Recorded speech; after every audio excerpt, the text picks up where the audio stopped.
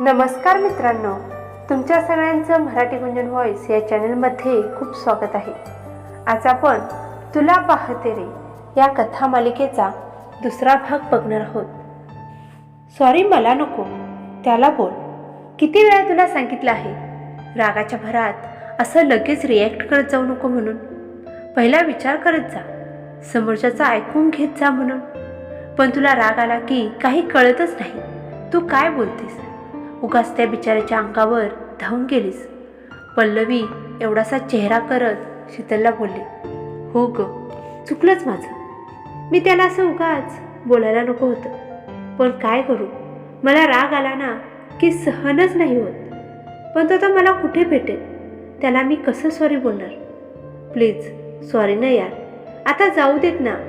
चल आपण आता आपल्या नेहमीच्या ठिकाणी जाऊया. शीतल पल्लवीचा मूड सरळ करण्यासाठी बोलली. नेहमीप्रमाणे दोघी मिळून बागेत त्यांच्या जागेवर जाऊन बसल्या.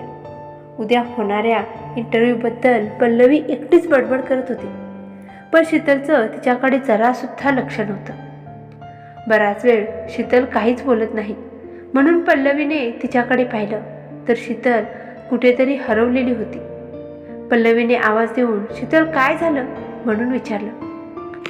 काही नाही ग, एवढासा चेहरा करत शीतल बोलली. काही नाही कसं, नक्की काहीतरी आहे, सांग ना ग, पल्लवी बोलली. अगं पल्लवी, त्या मुलाला मी किती काय काय बोलून गेले. तो काय विचार करत असेल माझ्याबद्दल, त्याला काय वाटलं असेल, शीतल नाराजीने बोलली. किती भांडखोर आणि मूर्ख मुलगी आहे असाच विचार करत असेल तो, पल्लवी शीतलची मजाक घेत बोलली. काय ग पल्लवी, काही बोलतेस का, शीतल म्हणाली. अगं त्या मुलग्याचा कशाला एवढा विचार करतेस, गेला तो आता. जेव्हा भेटेल ना, भेटायचं असेल तेव्हा तेव्हा बोल, त्याला कळेलच तेव्हा. कशाला तू आता विचार करून स्वतःचं डोकं दुखवतेस, पल्लवी शीतलची समजूत काढत बोलली. थोडा वेळ इंटरव्ह्यूसाठीच्या गप्पा मारून दोघी पण घरी जायला निघाल्या. पल्लवी शीतलला तिच्या घरी सोडून आपल्या घरी निघून गेली. शीतल शॉपिंगच्या बॅगा घेऊन घरात आली. बाबा चहा पीत टी व्ही बघत बसले होते. शीतलला बघून माझी लाडूबाई आली. कुठे गेली होतीस बाळा, बाबा शीतलला बघून म्हणाले. बाबा मी पल्लवीसोबत शॉपिंगला गेले होते, म्हणत शीतल बाबांच्या जवळ जाऊन बसली. म्हणजे माझ्या खिशाला चांगलीच कात्री लावून आलीस तर, बाबा हसत हसत म्हणाले. नाही हो बाबा, थोडी शॉपिंग केली मी, आता थोडेच दिवस, मग मी माझा पगार आला ना की तुमच्यासाठी सुद्धा शॉपिंग करेन आणि माझ्यासाठी सुद्धा, शीतल म्हणाली. बाबा नाही म्हटलं तरी या मॅडमांना जॉबची ऑफर आली, म्हणूनच एवढा तोरा दाखवायला लागले. श्रेयश मोबाईलवरची गेम खेळता खेळता बाबांना बोलला. एक गप्रे माकडा, मला आधी सांगायचं होतं ना. बाबांना तू का सांगितलं अगोदर, तोंड पाडून शीतल बोलली. बाबा शीतलला शाबासकी देत तिला जवळ घेतात आणि बोलतात की अरे वा, ही तर खूप चांगली गोष्ट आहे. कधी आहे इंटरव्ह्यू, शीतल बाबांना सगळं काही सांगते आणि त्यांच्याकडून सुद्धा काही गोष्टी समजून घेते. जेवल्यानंतर सगळेजण आपापल्या रूममध्ये झोपण्यासाठी गेले. शीतल तिच्या रूममध्ये आली, कपडे चेंज करून बेडवर येऊन पडली. बराच वेळ शीतलने झोपायचा प्रयत्न केला, पण शीतलला काही केल्या झोपच येत नाही. झालेला सगळा प्रसंग तिच्या डोळ्यांसमोर दिसत होता. त्याचे ते तिच्यावर रोखलेले निळेशार डोळे तिला दिसत होते. त्या डोळ्यांमध्ये जणू काही तिला हरवूनच जा असं त्याचे डोळे तिला खुणावत होते. त्याचाच विचार करत शेवटी शीतल झोपून गेली. आता तुमच्या लक्षात आलं असेल की आपल्या कथेचा हिरो कोण आहे, जो पहिल्याच भेटीत हिरोईनला राग, रुसवा आणि ओढ देऊन गेला. त्याचं नाव आहे मल्हार शिंदे. इकडे मल्हार बेडवर बसून लॅपटॉपवर आपले ऑफिसचे काम करत होता, पण त्याला सुद्धा संध्याकाळचा घडलेला प्रसंग आठवला आणि गालातल्या गालात हसत मल्हार तिचाच विचार करू लागला. कसली होती रे ती फुलझडी, एकदम फटाकडी. कसली बोलत होती, काहीच न विचारता काहीच न ऐकता लागली भांडायला. पण एकदम भारी आहे मुलगी. म्हणे माझ्या मैत्रिणीला धक्का का मारला, पण खूप सुंदर होती. काही क्षणासाठी हरवूनच गेलो तिच्यात. मी काय विचार करतोय तिचा. एवढ्या कमी वेळात एकदम आपलीशी वाटून गेली. पुन्हा भेटेल की नाही काय माहिती म्हणत मल्हार तिचाच विचार करत झोपून गेला. नेहमीपेक्षा आज शीतलची लवकर सकाळ झाली. तयार होऊन खाली आली. श्रेयश कॉलेजला जायला तयार होत होता. ए माकडा, आज लवकर चाललास रे, शीतल बोलली. आज सरप्राईज टेस्ट आहे माझी. बरं चल, तुम्हा दोघींना पण बेस्ट ऑफ लक, म्हणून श्रेयश कॉलेजला निघून गेला. थोड्या वेळात बाबाही शीतलला बेस्ट ऑफ लक देऊन थोड्या वेळात बाबाही शीतलला बेस्ट ऑफ लक बोलून आपल्या कामाला निघून गेले. किचनमध्ये शीतल आईला मदत करून आईच्या आणि देवाच्या पाया पडून पल्लवी येताच इंटरव्ह्यूसाठी घरातून निघाली. कंपनी जास्त दूर नव्हती, जवळच होती, म्हणून दोघीसुद्धा स्कूटीवरूनच जायला निघाले. शीतल आणि पल्लवी थोड्याच वेळात कंपनीजवळ पोहोचल्या. कंपनी तशी नवीनच होती, पण नुकतीच सुरू झाली तरीसुद्धा नावारूपाने चांगली ओळखली गेली होती. पार्किंग एरियामध्ये स्कूटी पार्क करून दोघीसुद्धा कंपनीच्या आतमध्ये आल्या. रिसेप्शनवर चौकशी करून वेटिंग रूममध्ये दोघीजणी थांबल्या. तिथे आणखी काही जण इंटरव्ह्यूसाठी आले होते. ठीक 10 वाजता इंटरव्ह्यू सुरू झाला. 4-5 जणांचा इंटरव्ह्यू झाल्यानंतर पल्लवीचा नंबर आला. पल्लवी आतमध्ये गेली. आतमध्ये इंटरव्ह्यूसाठी 2 सर बसले होते. त्यामध्ये एकटे सर म्हणजे आपल्या कहाणीचा हिरो मल्हार शिंदे होते. पल्लवी आतमध्ये गेली तेव्हा पहिल्या सरांनी बसायला सांगितलं. तेवढ्यात तिचं लक्ष दुसऱ्या सरांच्याकडे गेलं. त्यांना बघताच पल्लवीचे डोळे मोठेच झाले आणि तिने आवडाच गिळला. पहिल्या सरांनी तिला बसायला सांगितलं होतं म्हणून ती बसली. पल्लवीचं सारखंच लक्ष मल्हारकडे जात होतं. मल्हार काहीच झालं नाही असं दाखवत पल्लवीचे डॉक्युमेंट्स चेक करत होता. तर दुसरे सर म्हणजे जय तिला प्रश्न विचारत होते. खरं तर मल्हार मनातल्या मनात खूप खुश झाला होता तिला इथं आलेलं बघून. कारण ही इथे आले म्हणजे हिची मैत्रीणसुद्धा इथे आली असणारच याची त्याला खात्री होती. त्यामुळे मल्हारने तिचे डॉक्युमेंट्स जयकडे सारले आणि हळूच उठून तिथेच असणाऱ्या काचेच्या मधून बाहेर पाहिलं. समोर तिला बसलेलं बघून त्याच्या चेहऱ्यावर अलगद गोड हसू उमटलं. जयने मल्हारला आवाज देऊन विचारलं, तुला यांना काय विचारायचं असेल तर विचारून घे.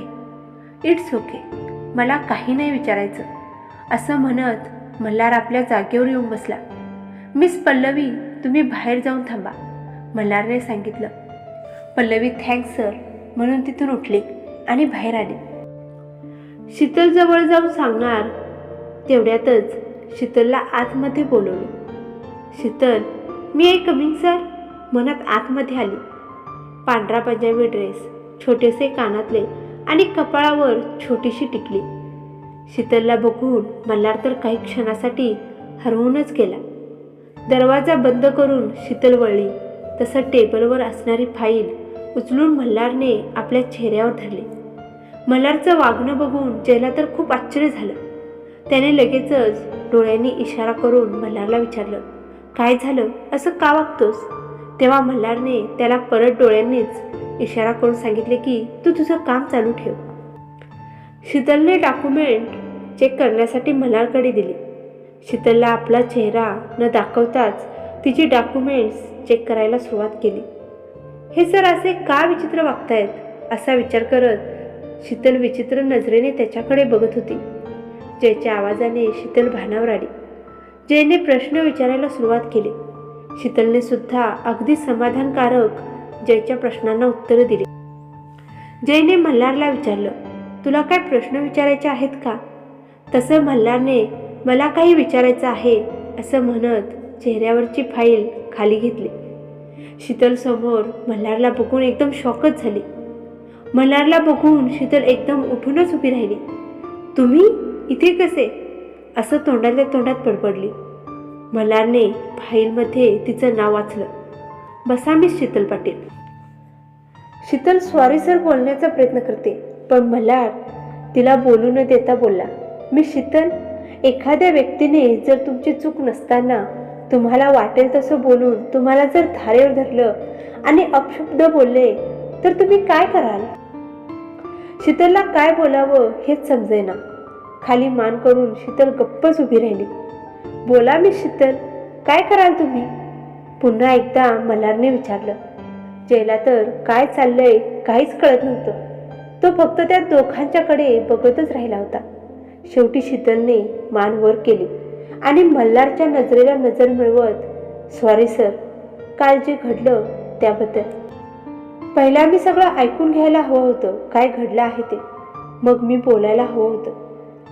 हो ना, मग पहिला शहानिशा करूनच एखाद्यावर हात उचलत जा आणि समोरच्याला बोलायची संधी देऊन त्याचंही ऐकून घेण्याची मानसिकता ठेवा जरा.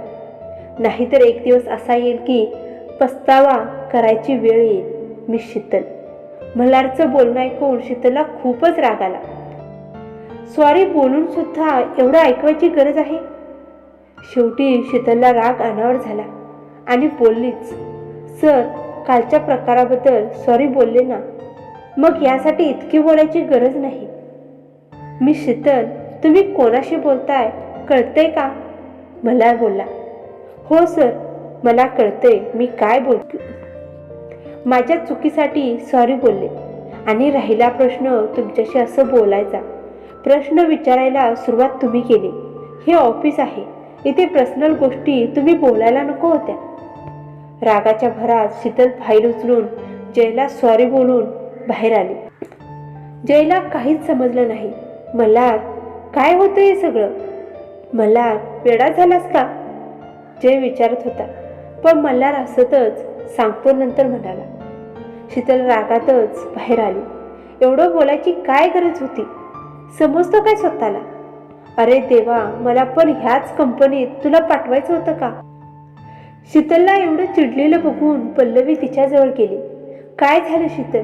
ते सर बोलले का काही तुला? तू तर काहीच बोलू नकोस माझ्याशी. तुला आधीच माहिती होतं ना तो खडूस माकड आतमध्ये आहे म्हणून. मग मी आतमध्ये जायच्या अगोदर तुला सांगायला काय झालं? शीतलचा आज चांगलाच पारा चढलेला. अगं शीतल, त्यांना माकड काय बोलते? किती चांगले आहेत ते सर, पल्लवी बोलली. काय चांगले आहेत? तुला तर चांगले वाटणारच ना. तुझ्यासाठी मी भांडले आणि सॉरी सुद्धा मीच बोलले, तरी सुद्धा त्या सर्किटनं किती सुनावलं मला. आता झाली चूक माझी, केली ना मान्य मी. मग इतकं बोलायची काय गरज होती त्याला? चल इथून, मला नाही इथं काम करायचं.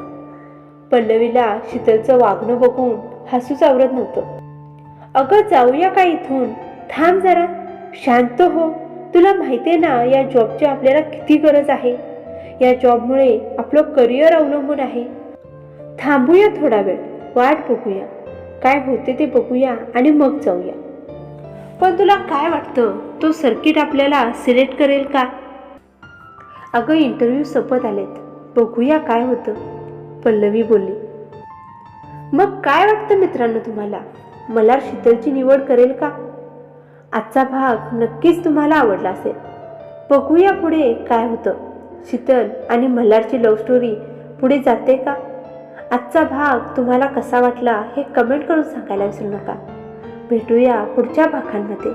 तोपर्यंत धन्यवाद.